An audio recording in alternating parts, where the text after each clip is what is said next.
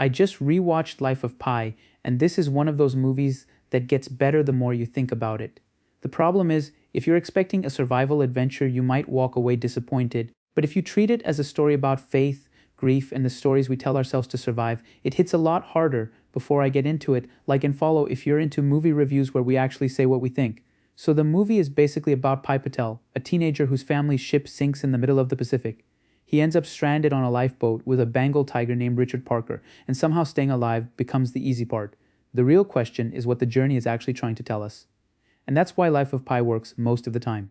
This movie isn't really about whether Pi can survive the ocean. It's about whether you choose to believe the version of the story that gives life meaning.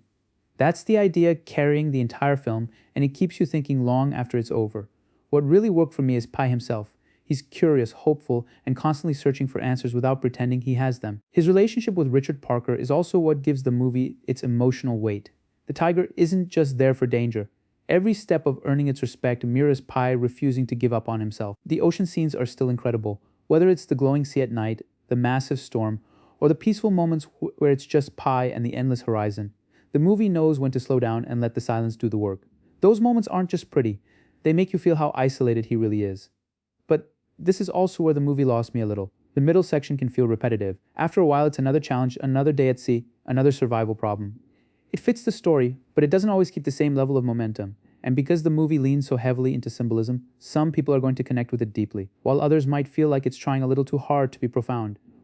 Real talk, this isn't a movie for everyone. If you're looking for constant action, this probably isn't it. But if you're okay with a movie asking you questions instead of handing you answers, there's a lot here to appreciate. The ending is what really brings everything together. It doesn't force you to pick one truth over another. Instead, it asks which story you'd rather believe. That's the kind of ending that sticks with you, because it turns the audience into part of the movie. So yeah, for me, Life of Pi is a 7 out of 10. Not because it isn't beautiful, it absolutely is. But because while I admired it more than I connected with it emotionally, it's a thoughtful movie with unforgettable moments, even if the journey doesn't always stay equally engaging from beginning to end. What do you think? Did you believe Pi's first story or the second one? Let me know in the comments.